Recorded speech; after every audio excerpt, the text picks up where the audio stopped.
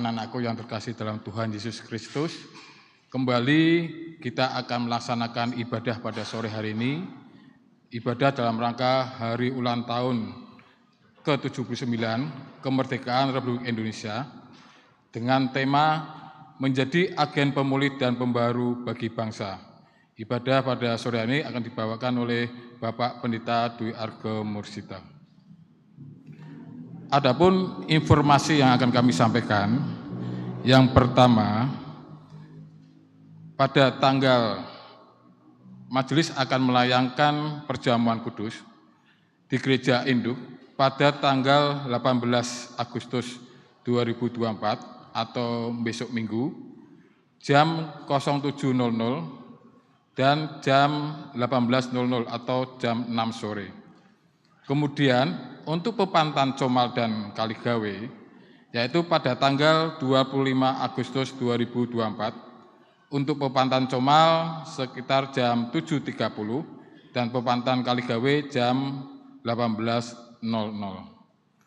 Kemudian informasi yang kedua, untuk Komisi Anak akan mengadakan ibadah Padang pada hari Minggu besok jam 07.00. Ibadah Padang ini, adapun acaranya adalah yang pertama adalah pelepasan anak dari Komisi Anak ke Komisi Pemuda dan Remaja. Yang kedua akan ada lomba-lomba. Kemudian informasi yang ketiga, Komisi Pemuda dan Remaja akan mengadakan ibadah Yud pada tanggal 23 Agustus jam 17.00 atau jam 5 sore, tempat di Gereja Kristen Jawa Pekalongan. Kemudian informasi yang keempat, bagi Bapak Ibu yang membawa HP, demi kelancaran ibadah pada sore hari ini dimohon untuk di mode silent atau digetar.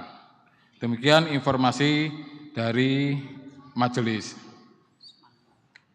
Bapak Ibu yang terkasih dalam Tuhan Yesus Kristus, sebelum kita memasuki ibadah ini, marilah kita sejenak mengambil saat hening. Saat hening dipersilakan.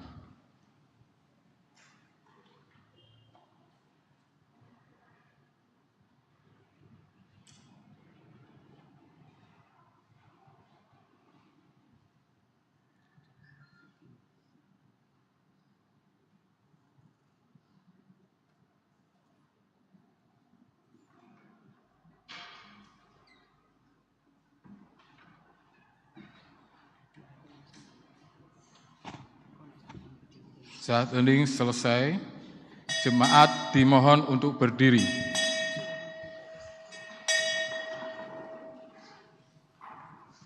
Berhubung pada hari ini kita akan ibadah kemerdekaan Republik Indonesia, saya akan memekikan kata merdeka sebanyak 3 kali, maka Bapak Ibu dimohon untuk mengikuti. Merdeka! Merdeka! Merdeka! Merdeka! Merdeka! Merdeka! Marilah kita mulai ibadah pada sore hari ini dengan menyanyikan lagu kebangsaan Indonesia Raya, Indonesia Tanah Airku, dan seterusnya.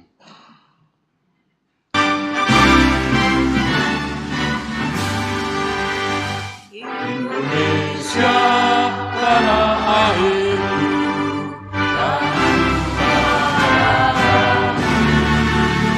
di sanalah aku berdiri, jadi padu hidupmu.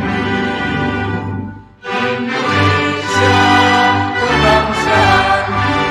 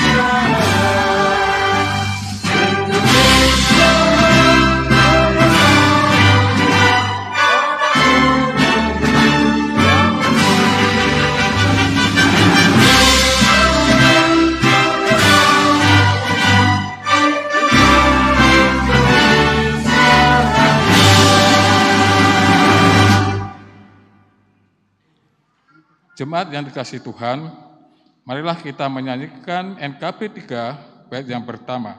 Terpujilah Allah, hikmat-Nya besar, dan seterusnya.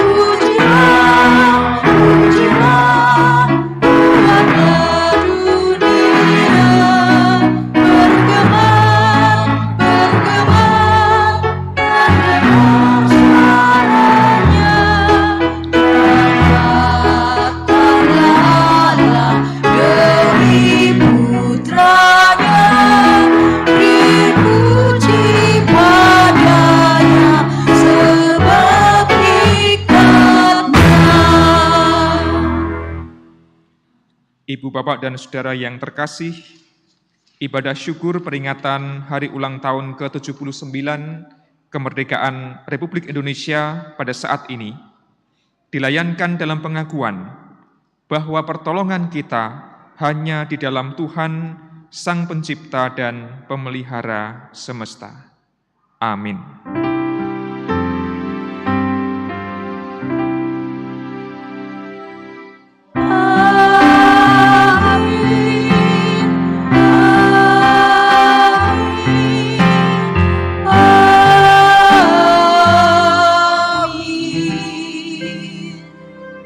Kasih Kristus ada pada saudara sekalian. Ada pada saudara juga. Umat disilahkan duduk kembali. Ibu, Bapak, Saudara, dan anak-anak yang terkasih di dalam Tuhan Yesus, 79 tahun kita merayakan kemerdekaan Republik Indonesia, artinya kita merayakan berkat Tuhan, penyertaan Tuhan terhadap negeri kita yang kita cintai, yaitu Indonesia. Untuk itulah sebagai gereja, pada sore hari ini kita bersama merayakan ibadah syukur dan kita hendak bertekad sesuai dengan tema kita pada sore hari ini menjadi agen pemulih dan pembaru bagi bangsa. Itulah salah satu wujud ungkapan syukur kita atas anugerah Allah berupa bangsa Indonesia yang besar, di mana kita dipanggil untuk menjadi pemulih dan pembaru bagi bangsa kita tercinta. Kiranya melalui ibadah ini kita sungguh-sungguh terdorong untuk semakin mencintai Indonesia dan berperan untuk mewujudkan Indonesia yang semakin damai dan sejahtera.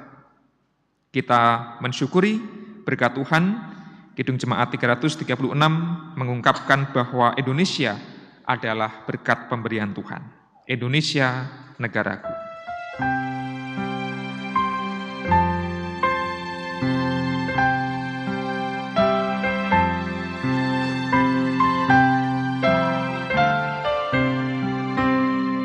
Indonesia negaraku, Tuhan yang memberikannya, ku serahkan di doaku pada Yang Maha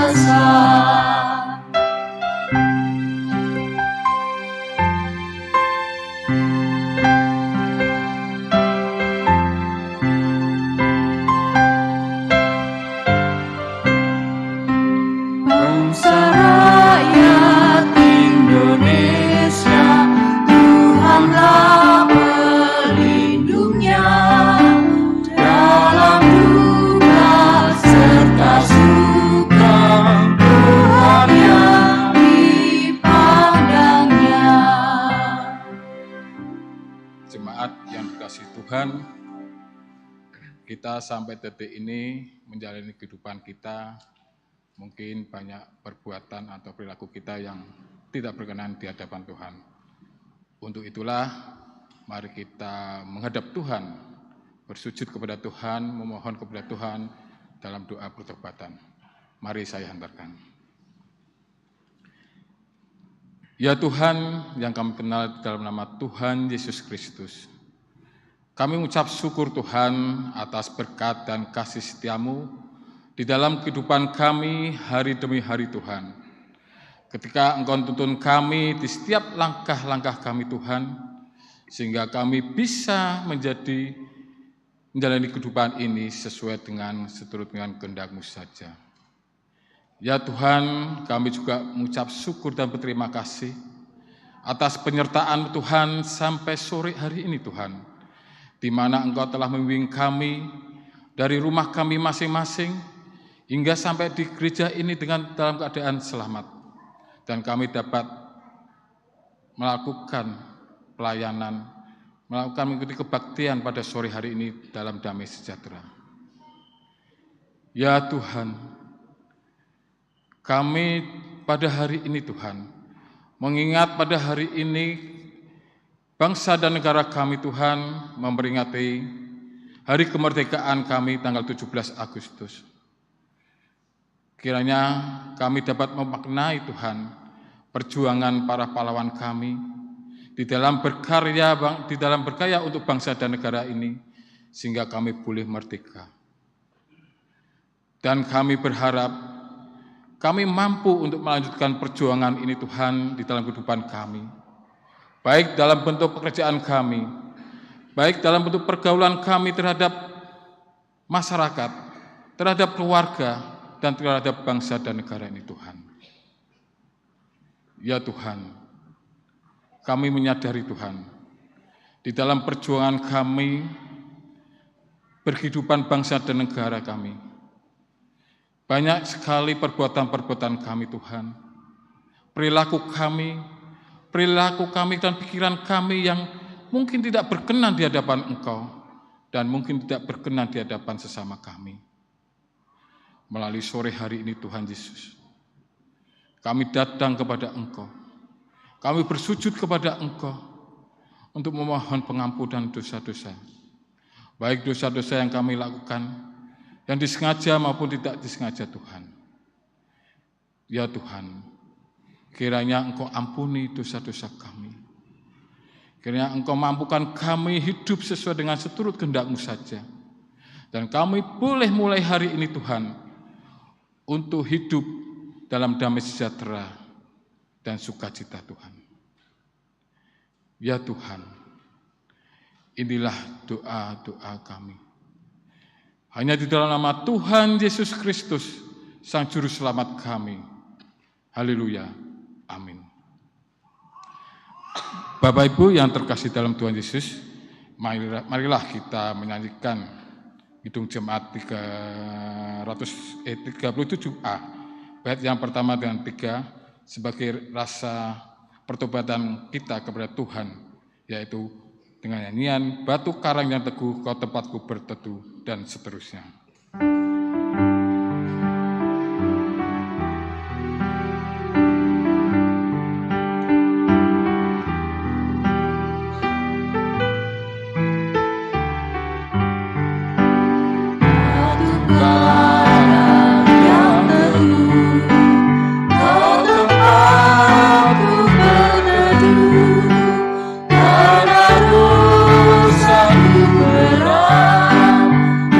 Kuasa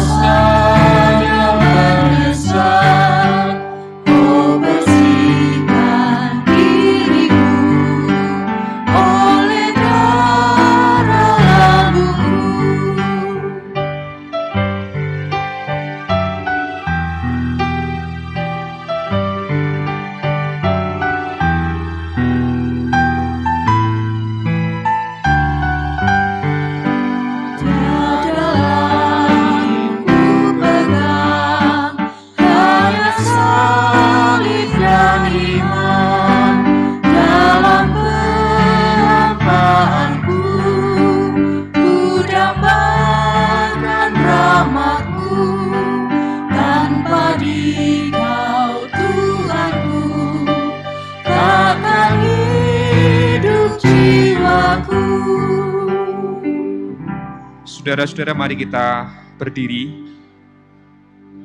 Sambutlah berita anugerah. Kesaksian Nabi Zefanya di dalam kitab Zefanya pasal yang ketiga, ayatnya yang ke-17. Memberitakan tentang sukacita karena Allah memberikan kemenangan bagi umat Israel. Dan kiranya berita ini pun menjadi kemenangan kita atas segala dosa. Zefanya 3 ayat 17 berbunyi demikian. Tuhan Allahmu ada di tengah-tengahmu, dialah pejuang yang memberi kemenangan. Ia bergembira atasmu dengan penuh sukacita, ia membarui engkau dalam kasih-Nya. Ia bersorak-sorak karena engkau dengan sorak-sorai. Bapak, Ibu, dan Saudara, demikianlah berita anugerah dari Tuhan. Sekalipun umat Allah seringkali hidup di dalam dosa, namun kita diperbarui oleh Allah di dalam kasih-Nya. Demikianlah setiap orang yang sudah menyesali dosa-dosanya, kita pun diperbarui hidupnya di dalam kasih Allah melalui Tuhan Yesus Kristus. Kita ungkapkan syukur kita atas berita anugerah yang telah diberikan oleh Allah, NKP 3 bait yang kedua, dan darah anaknya lah yang menebus.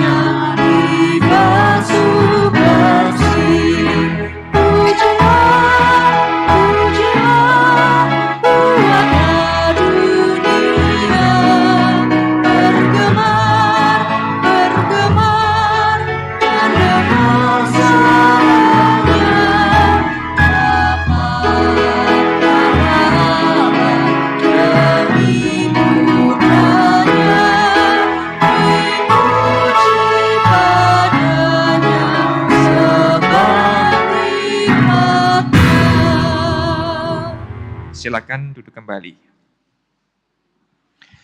Mari berdoa menyambut firman Tuhan, kiranya hati kita diterangi oleh Roh Kudus, dan kita memohon tuntunan Allah. Kami bersyukur ya Allah, di tengah suasana gembira, merayakan hari ulang tahun ke-79 kemerdekaan Republik Indonesia. Kami pun Engkau tuntun, Engkau dorong untuk menjadi agen pemulih dan pembaru bagi bangsa Indonesia. Dan semua itu kami lakukan karena kami pun telah dipulihkan oleh Tuhan, diperbarui oleh Tuhan dari segala dosa dan salah kami. Maka ya Allah, kiranya firman-Mu yang akan kami baca, renungkan bersama-sama, boleh membuat kami semakin paham bahwa kami adalah agen-agen pemulihan dan pembaruan bagi bangsa Indonesia. Roh Kudus, curahkanlah agar kami dimampukan menjadi pendengar sekaligus pelaku firman yang baik. Dalam Yesus kami memohon. Amin. Ibu, Bapak, dan Saudara yang terkasih, kesaksian dari kitab Kisah Para Rasul pasal yang ke-6, kita baca ayat 1 sampai dengan ayat yang ke-7, akan saya bacakan dalam Alkitab Terjemahan Baru edisi yang kedua, Kisah Para Rasul pasal yang ke-6, ayat 1 sampai dengan ayat yang ke-7.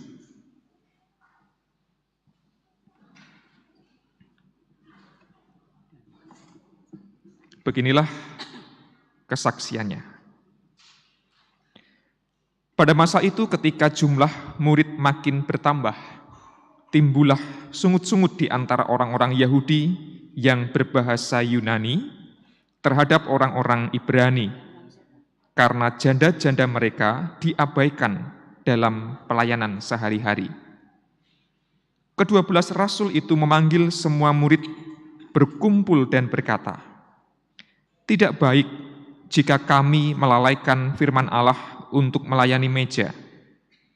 Karena itu, saudara-saudara, pilihlah 7 orang dari antaramu yang terkenal baik dan penuh roh dan hikmat, supaya kami mengangkat mereka untuk tugas itu.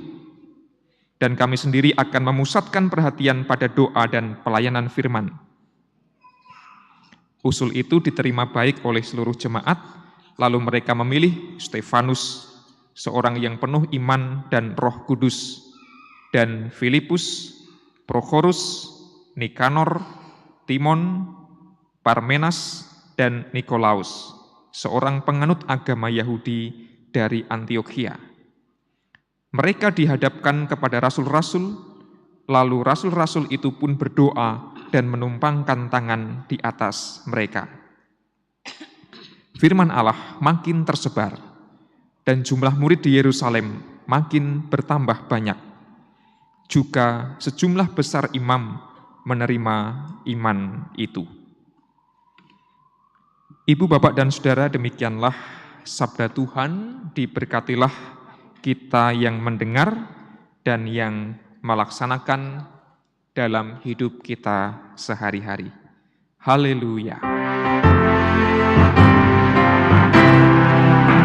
haleluya, haleluya.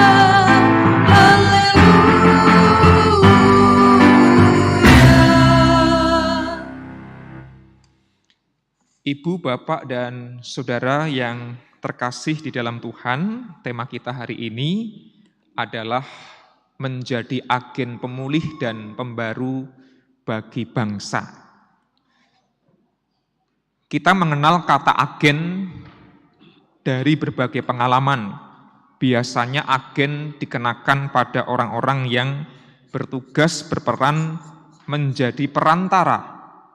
Biasanya perusahaan-perusahaan untuk meningkatkan penjualan, memanfaatkan agen-agen. Ada agen tiket, misalnya agen bus, agen travel, agen macam-macam, pesawat, dan sebagainya, itu agen. Agen tiket, konser, dan seterusnya. Agen produk-produk, dan sebagainya.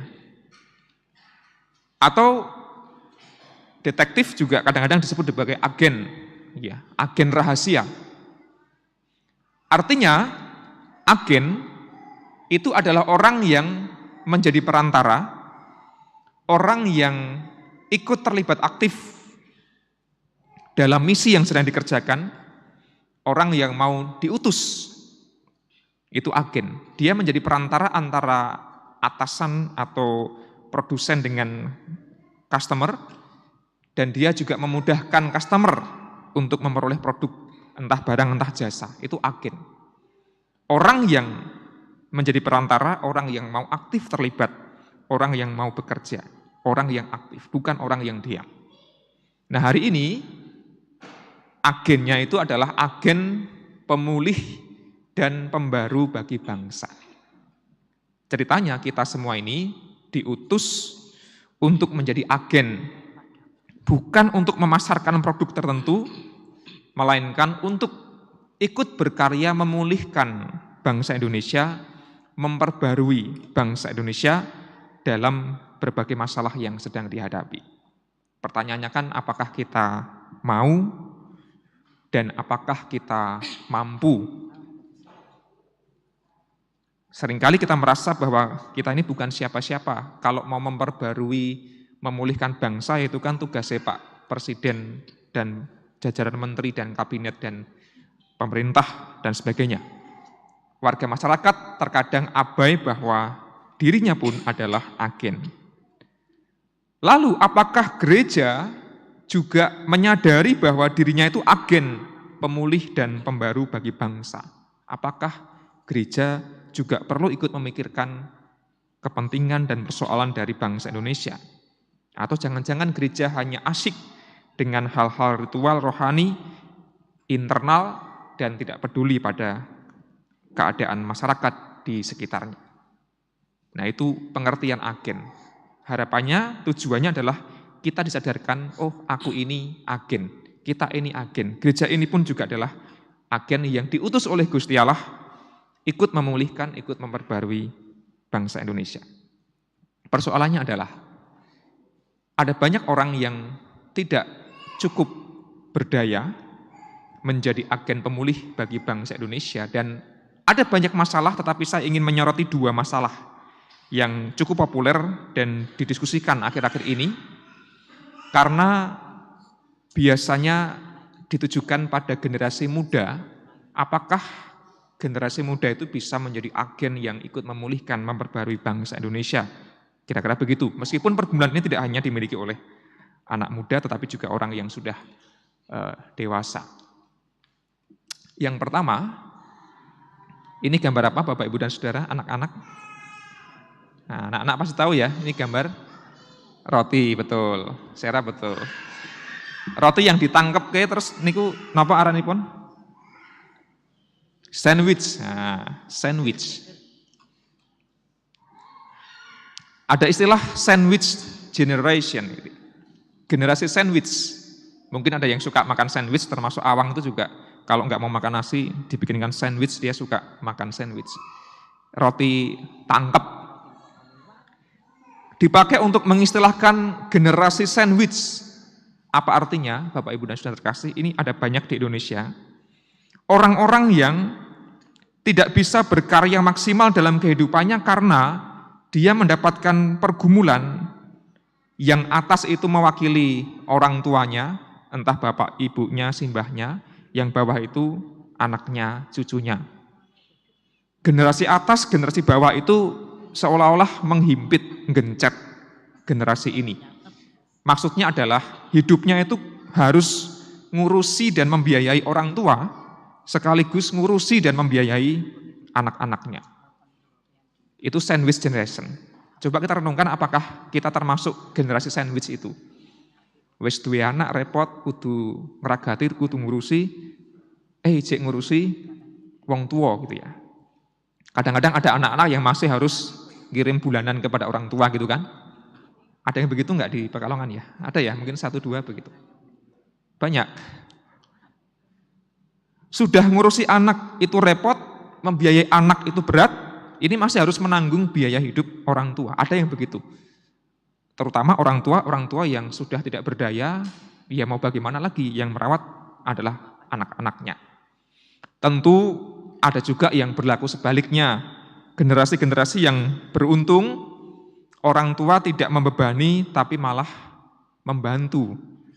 Sudah menikah, berkeluarga, duwe anak, wong tua ijek bantu, ijek ngirim, ijek dan sebagainya. Ada yang begitu kan, itu beruntung. Tapi ada banyak orang di luar sana, Bapak Ibu dan Saudara kasih, yang orang tuanya menjadi beban, anak-anaknya menjadi beban. Tentu sebagai orang tua tidak ada yang punya keinginan memberatkan dan membebani anak-anaknya. Saya yakin orang tua di GKJ Pekalongan juga nggak pengen, wah sono aku tua ben nyusahke anakku. Tak mboten wonten ingkang kagungan pemanggih mekaten. Kalau bisa ya, nek iso aku wis tuwa kuwi rasah ngrepoti anakku. Nek iso malah aku nulungi, aku membantu anakku, bantu putuku. Nah, itu yang baik. Tapi sayangnya tidak semua orang seberuntung itu. Orang-orang dengan kondisi generasi sandwich ini tidak bisa hidup maksimal karena dia tidak bisa menjangkau tujuan finansialnya di masa depan. Arep tuku omah, duitnya cukup. Arep investasi ABCD, nggak punya duit karena duitnya sudah habis ngeragati anak, ngeragati wong tua. Kira-kira gitu. Akhirnya orang-orang seperti ini nggak punya tabungan. Lah wong duitnya pas-pasan, gajinya pas-pasan, bebannya 2, digencet dari 2 generasi. Generasi sandwich juga mengalami stres lintas generasi. Jadi mikirkan anak sudah stres, pusing gitu ya. Ini masih tambah mikir wong tua, tambah stres lagi. Jadi bebannya beban ganda. Orang-orang semacam ini kemudian tidak berdaya, dan bagaimana mungkin dia menjadi agen ketika dia sendiri adalah orang-orang yang butuh ditolong dan butuh dipulihkan. Itu kondisi yang pertama. Mungkin Bapak Ibu Saudara menemui di lingkungan tetangga atau di masyarakat ada banyak orang yang seperti ini yang kemudian hidupnya harus pas-pasan. Yang kedua adalah next. Ini gambar apa, anak-anak? Ini strawberry. Ini juga dipakai untuk menyebut istilah strawberry generation. Generasi strawberry itu pergumulan kedua di Indonesia. Strawberry adalah buah yang dari luar dilihat dari kulitnya, penampilannya itu bagus sekali, manis, mulus, kinclong begitu, meling-meling. Tetapi sayangnya stroberi ini dalamnya buahnya itu lembek, gitu ya. Ini untuk menggambarkan generasi muda yang dinilai nampak luarnya itu wah hebat, pinter dan sebagainya. Tapi mentalnya itu mental yang lembek. Karena apa? Anak-anak muda dinilai sudah hidup terlalu nyaman, zaman serba mudah, semua terjangkau dengan gampang dan tidak terlatih untuk berjuang, bekerja keras. Akhirnya ketika dia mendapatkan masalah pergumulan, dia lembek dan gampang menyerah, gampang kalah. Saya nggak tahu apakah anak-anak muda, generasi Y, Z, Alpha, setuju dengan ini. Mungkin ada betulnya, kalau zaman dulu, zaman pejuang-pejuang, zaman orang tua simbah-simbah kita itu kalau ora ubah ya ora mamah gitu ya. Kalau kita nggak bekerja, literally kita nggak punya makanan. Kalau sekarang kita nggak ubah pun makanan datang sendiri gitu ya. Tapi zaman dulu orang tua kita dididik kudu sregep nyambut gawe, ora ubah, ora mamah. Ora kerja, rasa mangan gitu. Sekarang anak-anak sudah disediani makanan macam-macam lauknya di meja makan tinggal ngemplok saja. Mereka nggak mau. Kadang-kadang begitu ya. Jadi zaman sudah berubah sekali. Tetapi Bapak Ibu dan Saudara yang terkasih, pemahaman ini pun juga diprotes oleh anak-anak muda. Ya memang ada betulnya, tetapi nggak semua anak muda itu bermental stroberi, luarnya manis, dalamnya lembek, seperti mental-mental yang kurang bekerja keras. Ada banyak juga kok anak muda yang mentalnya kuat, mentalnya tangguh, tidak seperti yang dituduhkan kepada kami. Kami ini anak-anak muda yang juga bermental pejuang. Kami tekun bekerja dan terbukti juga ada banyak anak muda yang berhasil. Tetapi saya ingin mengatakan bahwa barangkali dua kondisi itu bisa memotret secara singkat apa yang menjadi pergumulan, bahwa untuk menjadi agen dibutuhkan daya kekuatan dan dibutuhkan mental yang kuat. Dan Indonesia bisa merdeka juga karena jasa peran serta banyak sekali agen. Ada yang toh nyawa para prajurit perang, ada yang merelakan harta bendanya, ada yang merelakan pemikirannya, dan Indonesia ini merdeka tidak hanya jasa para pahlawan yang angkat senjata tentu saja, tetapi juga jasa tokoh-tokoh yang berdiplomasi dengan bangsa asing, dengan Jepang, dengan macam-macam. Jadi Bung Karno, Bung Hatta pun adalah sosok-sosok yang sangat pandai berdiplomasi, dan tokoh proklamator kita bukanlah yang perang di medan laga, tetapi dia mengambil kebijakan berdiplomasi dan sebagainya. Mereka agen-agen yang berperan sesuai dengan kemampuan masing-masing. Terlepas dari pro kontra generasi sandwich maupun generasi strawberry, tetapi kita disadarkan bahwa kita dipanggil untuk menjadi agen yang mau memulihkan dan memperbarui bangsa Indonesia. Masalah kita sekarang di Indonesia juga sangat banyak. Bapak Ibu sudah bisa mersani piyambak di paling tidak sosial media, ada banyak masalah yang terjadi. Tetapi refleksi yang menarik kita angkat adalah dari kisah para rasul.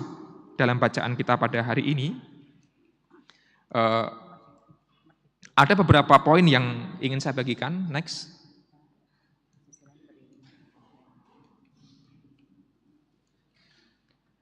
Kisah para Rasul menurut saya menunjukkan adanya keseimbangan antara pelayanan ritual dan pelayanan sosial. Masalah waktu itu adalah pelayanan kasih kepada para janda itu terabaikan. Saya baca ayatnya, ayat yang ke-6, Bapak, Ibu, dan Saudara. Pada masa itu ketika jumlah murid makin bertambah, timbullah sungut-sungut di antara orang-orang Yahudi yang berbahasa Yunani terhadap orang-orang Ibrani. Karena janda-janda mereka diabaikan dalam pelayanan sehari-hari. Jadi waktu itu ada janda dua kelompok. Janda-janda Ibrani dan janda-janda Yahudi berbahasa Yunani. Nah, gereja waktu itu, gereja mula-mula, hanya fokus memperhatikan janda-janda Ibrani. Sedangkan janda-janda Yahudi berbahasa Yunani itu terabaikan, enggak dilayani. Pilih kasih, kira-kira begitu situasinya. Lalu proteslah orang-orang yang berasal dari bangsa Yahudi berbahasa Yunani itu, kok janda-janda kami enggak diopeni, tidak dikunjungi, tidak disantuni, padahal janda-janda kami juga butuh perhatian. Tentu janda zaman itu tidak seperti janda yang zaman sekarang. Janda-janda zaman gereja mula-mula adalah janda-janda yang hampir pasti miskin, mereka tidak berhak atas warisan dan sebagainya, dan mereka biasanya kemudian dipelihara oleh gereja. Kalau pakai bahasa sekarang barangkali mereka adalah sasaran dari diakonia, gitu ya. Kalau janda-janda zaman Alkitab itu di diakonia, janda-janda zaman sekarang malah berdiakonia gitu ya. Jadi zaman sudah berubah. Dulu menjadi sasaran agen-agen dari gereja, sekarang janda-janda inilah agen-agen yang diutus oleh gereja dan luar biasa berkarya. Jadi para janda-janda di GKJ Pekalongan itu, entah di komisi apapun, itu luar biasa, sudah berhasil menjadi agen-agen. Tapi waktu itu gereja enggak perhatian pada janda-janda Yahudi berbahasa Yunani, kayak gitu. Lalu, ada persoalan identitas, tadi itu saya matur, orang Ibrani lebih diperhatikan, orang Yahudi berbahasa Yunani itu diabaikan. Jadi ada rasa ketidakadilan waktu itu. Lalu kemudian para rasul melakukan tata kelola pelayanan sebagai gereja. Ada aspek ritual yang terus dikembangkan dan dikerjakan, pelayanan meja, perjamuan dan sebagainya, doa dan pelayanan firman. Itu ada di ayat yang keempat. Dan kami sendiri, para rasul, akan memusatkan perhatian pada doa dan pelayanan firman, ayat yang keempat. Ritual jelas penting, harus terus dilakukan dan dikembangkan, tetapi ada juga dimensi sosial yang tidak dilupakan oleh gereja mula-mula. Pelayanan kasih oleh orang yang baik, penuh roh dan hikmat. Mengutus para diakonos, para orang-orang yang melakukan diakonia waktu itu, dan bukan orang yang sembarangan. Orang-orang yang diutus adalah orang-orang yang terkenal baik, penuh roh dan hikmat, supaya kami mengangkat mereka untuk tugas itu, ayat yang ketiga. Orang yang baik, well attest, kita mengenal istilah atestasi, gitu ya. Atestasi masuk, atestasi keluar. Atestasi itu kan arti harafiahnya adalah bukti. Bukti. Atestasi masuk, di buktine iki ana surat saka gereja A mlebu ning GKJ Pekalongan. Ini sudah bukti bahwa warga ini betul-betul masuk ke GKJ Pekalongan. Atestasi keluar, berarti gereja Pekalongan ngirim surat ke gereja yang dituju, atestasi bahwa orang ini, keluarga ini betul-betul terbukti sebagai warga kami, silahkan diterima di gereja saudara. Atestasi. Maka yang terpilih waktu itu adalah orang-orang yang sudah terbukti, terkenal baik, yang memang terpercaya, yang juga penuh dengan roh dan hikmat, penuh dengan kebijaksanaan. Maka kita melihat Bapak, Ibu, dan Saudara yang terkasih, sejak gereja itu lahir, sudah melakukan tata kelola pelayanan yang menyeimbangkan antara aspek ritual dan aspek sosial. Antara pelayanan ibadah, doa, khotbah, perjamuan, dan juga pelayanan kasih diakonia kepada orang-orang yang membutuhkan. Artinya gereja peduli tidak hanya urusan internal, tetapi juga urusan eksternal. Dan menariknya adalah hasilnya ayat yang ke-7, firman Allah makin tersebar, jumlah murid di Yerusalem makin bertambah, juga sejumlah besar imam menerima iman itu. Jadi yang kemudian tersadar dan terinjili itu bukan hanya manusia-manusia awam di Yerusalem, bahkan imam-imam Yahudi kemudian menjadi orang Kristen, percaya kepada Injil. Jadi luar biasa karya gereja waktu itu, tidak hanya awam yang menjadi pemeluk Kristen, tapi juga imam-imam Yahudi, tokoh-tokoh agama Yahudi kemudian menjadi orang Kristen juga. Dan menurut saya, itu semua menunjukkan bahwa jikalau gereja mau menata pelayanan, menyeimbangkan antara aspek ritual dengan aspek sosial, maka gereja akan menjadi agen, menjadi berkat bagi masyarakat sekitarnya. Dan inilah panggilan kita yang senantiasa ditujukan kepada kita oleh Allah, bahwa kita sebagai pribadi, sebagai individu, kita sebagai keluarga, kita sebagai gereja pun adalah agen-agen yang diutus untuk memulihkan dan membarui bangsa. Ada 3 hal yang menjadi kesimpulan perenungan kita pada sore hari ini. Pertama adalah kesadaran diri sebagai agen. Saya adalah agen, panjenengan adalah agen. Kita semua adalah agen yang diutus menjadi perantara yang mau aktif terlibat, peduli pada masyarakat, peduli pada bangsa negara Indonesia. Mungkin kita adalah orang-orang yang sedang kesusahan atau merasa dirinya rendah, merasa dirinya terbatas dan tidak bisa apa-apa. Tapi sebagai orang beriman, kita sebenarnya adalah orang-orang yang terus diutus menjadi saksi Kristus di tengah dunia ini. Kalau kita sadar, maka kita beranjak ke hal yang kedua. Aku sudah sadar, maka aku perlu punya kepedulian sosial. Apa pergumulan di sekitarku yang perlu kupulihkan atau kuperbarui? Dan itu ada sangat banyak yang bisa dikerjakan oleh kita sebagai pribadi maupun gereja. Program-program bisa dirancang untuk mengangkat isu-isu sosial yang menjadi pergumulan kita sehari-hari. Anak-anak muda saya pikir adalah agen-agen yang bisa dengan strategis berperan menjadi agen-agen di media sosial, di tengah pergaulan misalnya, ada banyak sekali yang bisa dilakukan di sana secara kreatif. Kita sudah mendapatkan pelatihan workshop dari UKSW beberapa waktu yang lalu, bagaimana etika bermedia sosial dan digunakan untuk ladang kesaksian. Ketika medsos sudah penuh dengan hal-hal yang negatif, saatnya gereja, kita semua, anak-anak muda terutama, berperan menjadi agen yang bisa posting hal-hal yang baik, yang positif. Dan itu semua bisa dikerjakan oleh kita. Dan yang terakhir, kolaborasi lintas identitas itu menjadi penting, baik itu internal gereja maupun eksternal gereja. Belajar dari gereja mula-mula waktu itu ada orang-orang Ibrani, ada orang-orang Yahudi yang berbahasa Yunani, mereka pun akhirnya yang awalnya salah paham, berkonflik, mau berkolaborasi dan bekerja sama. Dan saya pikir gereja pun juga perlu demikian. Kolaborasi lintas komisi, kolaborasi lintas kelompok, kolaborasi lintas generasi, sudah saatnya kita bangun bersama-sama, karena kita ini adalah sesama agen dari Allah. Bahkan kolaborasi dengan lembaga yang lain, agama yang lain, kelompok yang lain di luar sana, ada sangat banyak kelompok, ada sangat banyak agen yang mau terlibat juga untuk peduli, memulihkan, dan memperbarui bangsa Indonesia.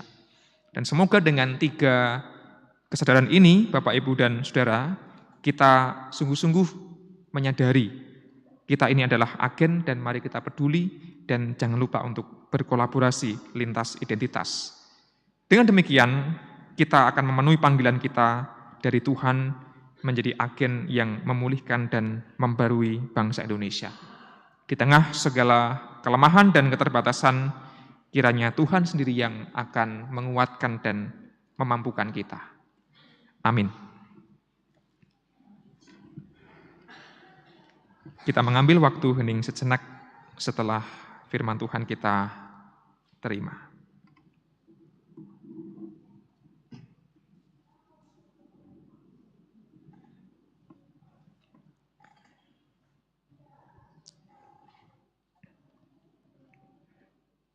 Mari kita berdoa.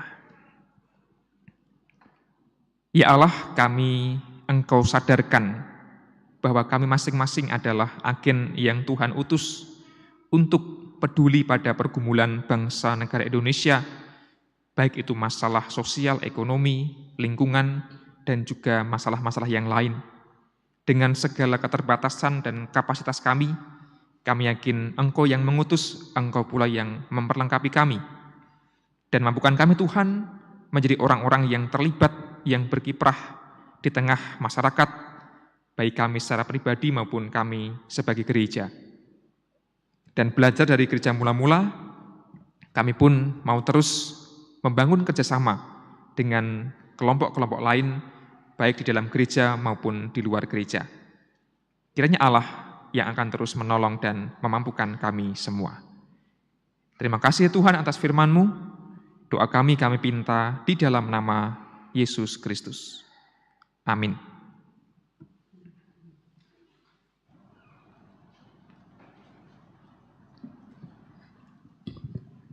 Jemaat kami undang untuk bangkit berdiri. Bersama umat Tuhan di sepanjang zaman dan di segala tempat, mari kita mengikrarkan iman percaya kita dengan mengikrarkan iman rasuli yang demikian. Aku percaya kepada Allah, Bapa yang Maha Kuasa, Khalik langit dan bumi, dan kepada Yesus Kristus, Anak-Nya yang tunggal, Tuhan kita, yang dikandung daripada Roh Kudus, lahir dari anak darah Maria, yang menderita di bawah pemerintahan Pontius Pilatus, disalibkan, mati dan dikuburkan, turun ke dalam kerajaan maut. Pada hari yang ketiga, bangkit pula dari antara orang mati, naik ke surga, duduk di sebelah kanan Allah Bapa yang Maha Kuasa, dan akan datang dari sana untuk menghakimi orang yang hidup dan yang mati. Aku percaya kepada Roh Kudus, gereja yang kudus dan am, persekutuan orang kudus, pengampunan dosa, kebangkitan daging, dan hidup yang kekal. Jemaat disilahkan untuk duduk kembali.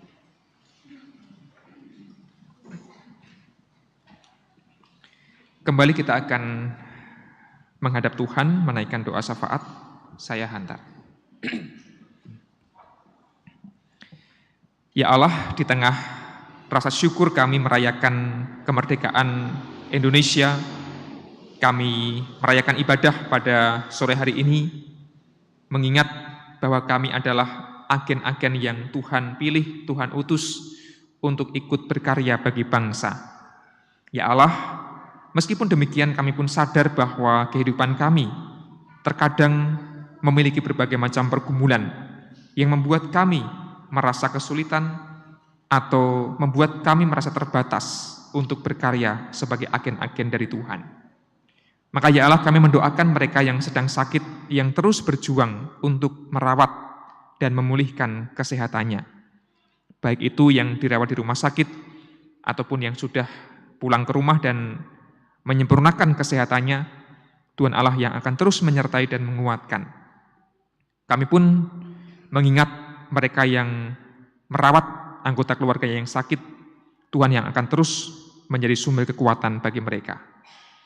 Ya Allah, di tengah suasana sakit itu, biarlah orang-orang yang sedang bergumul ini dapat terus mengingat mereka pun adalah agen-agen yang Tuhan utus untuk membawa kebaikan di tengah-tengah keluarga dan masyarakat. Kami juga teringat orang tua kami yang sudah lanjut usia, dengan segala keterbatasan yang dimiliki, mampukanlah mereka Tuhan tetap menjadi agen-agen yang mengerjakan kebaikan, berbagi kasih kepada keluarga dan sesama, bahkan menjadi orang tua yang terus berdaya guna bagi bangsa Indonesia. Kami teringat pergumulan keluarga-keluarga di tengah segala keterbatasan, di tengah segala kesulitan yang sedang dialami, termasuk keluarga-keluarga yang menjadi bagian dari generasi sandwich yang harus menanggung beban hidup karena mengurus anak sekaligus mengurus orang tua. Kami yakin bahwa di tengah segala beban hidup itu, Tuhan Allah yang akan menguatkan dan mencurahkan berkat. Mampukan kami Tuhan bertumbuh menjadi keluarga yang saling menopang, yang saling mengasihi. Kami teringat kehidupan kami sebagai para orang tua yang Tuhan panggil untuk mendidik anak-anak kami. Mampukanlah kami menjadi orang tua yang juga menjadi agen bagi anak-anak kami, mengajarkan kebaikan demi kebaikan bagi mereka. Dan biarlah anak kami terus bertumbuh, tidak hanya menjadi anak yang sehat, menjadi anak yang pintar, namun juga menjadi anak-anak yang bermental kuat, yang pantang menyerah menghadapi berbagai macam pergumulan hidupnya. Di tengah segala upaya kami Tuhan untuk membangun keluarga, kiranya Allah yang terus menyertai dan menguatkan kami. Kami teringat kehidupan kami sebagai gereja yang juga terus membangun pelayanan kami semakin berkenan di hadapan Tuhan. Biarlah kami terus membangun pelayanan ritual yang baik, namun juga pelayanan sosial yang baik. Allah yang akan terus menolong dan memperlengkapi kami sebagai GKJ Pekalongan ini. Kami teringat pula bangsa negara Indonesia yang pada hari ini merayakan hari ulang tahun ke-79 kemerdekaannya. Terima kasih Allah untuk bangsa yang indah, bangsa yang membuat kehidupan kami damai sejahtera.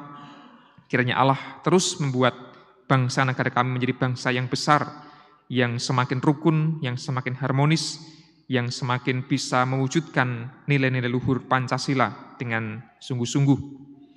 Siapapun yang menjadi pemimpin bangsa negara kami, termasuk yang kelak akan menjadi pemimpin pemerintah daerah, terutama di tengah suasana menjelang pilkada ini Tuhan, kami yakin bahwa Allah akan terus menolong dan menyertai masyarakat di Indonesia, termasuk di Kota Pekalongan dan sekitarnya, agar persiapan hingga pelaksanaan pilkada boleh berlangsung dengan baik. Tuhan yang akan terus menolong dan menyertai kami.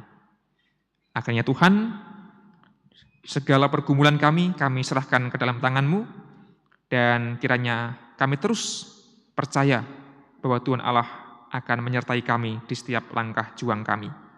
Sebagaimana para pejuang yang telah berhasil membuat Indonesia merdeka, mampukanlah kami terus menjadi orang-orang yang tidak berhenti berjuang dalam kehidupan kami, agar kami pun dimerdekakan dari berbagai macam pergumulan kami. Inilah doa kami ya Allah. Kami mohon di dalam nama anak-Mu yang tunggal, Yesus Kristus. Amin.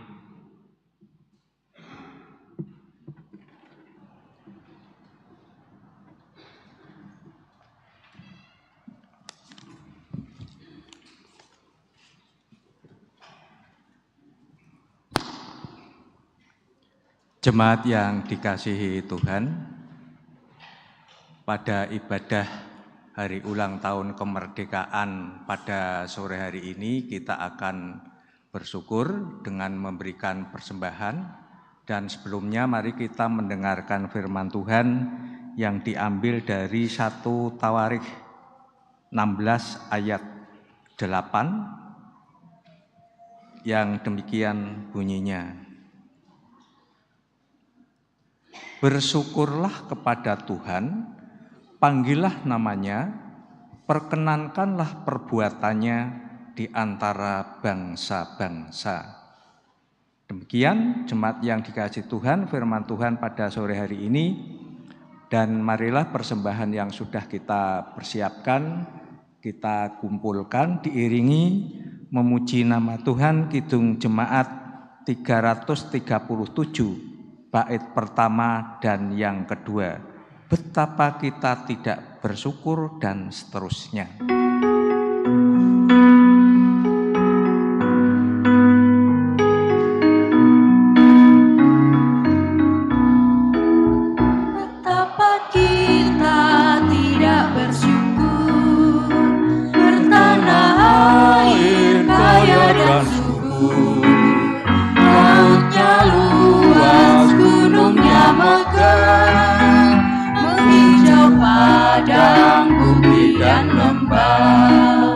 Itu semua berkat karunia Allah yang agung maha kuasa. Itu semua berkat karunia Allah yang agung maha kuasa.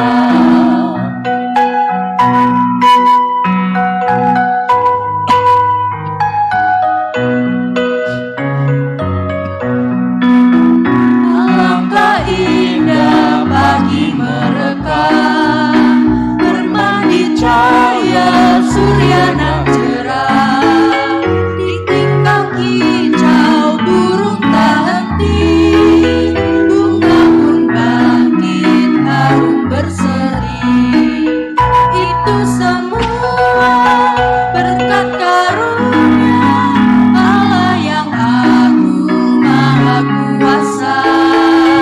Itu semua berkat karunia Allah yang agung maha kuasa.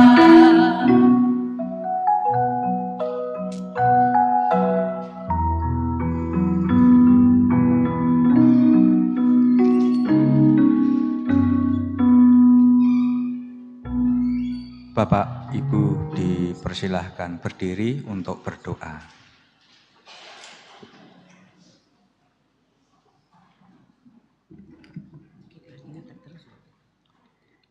Ya Allah Tuhan kami bersujud kembali mengucapkan syukur dan terima kasih karena Allah telah memberkati kami pada hari ini. Pada hari ulang tahun kemerdekaan RI yang ke-79 ini, kami mengaturkan syukur berupa persembahan. Kiranya persembahan yang kami berikan ini Tuhan sucikan, sehingga dapat berguna untuk kemuliaan nama Tuhan.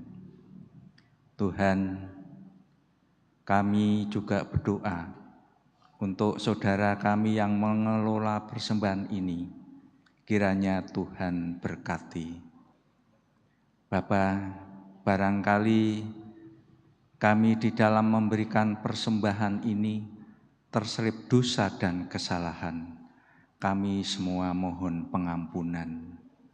Dan semua ini hanya kami pinta di dalam nama Tuhan Yesus Kristus yang telah mengajar kami berdoa Bapa kami yang demikian.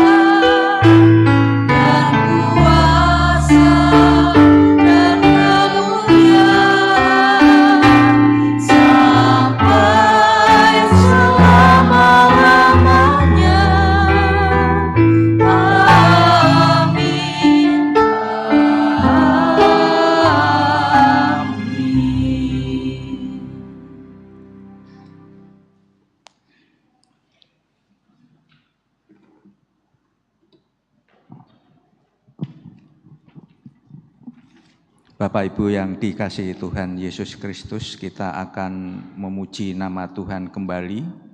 Nyanyian pengutusan Gita Bakti 114 bait yang pertama. Di setiap janjiku dan seterusnya.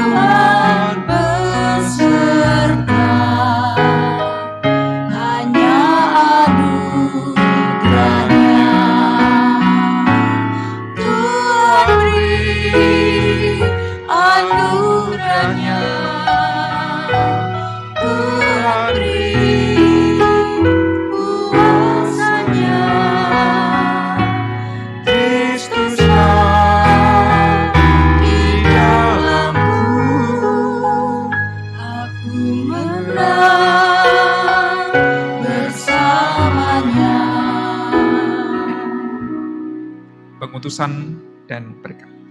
Saudara-saudara, arahkanlah hatimu kepada Tuhan. Jadilah saksi Kristus, menjadi agen pemulih dan pembaru bagi bangsa. Kami siap diutus menjadi saksi Tuhan. Dan kini terimalah berkat-Nya. Tuhan memberkati engkau dan melindungi engkau. Tuhan menyinari engkau dengan wajah-Nya dan memberi engkau kasih karunia. Tuhan menghadapkan wajah-Nya kepadamu dan memberi engkau damai sejahtera. Amin.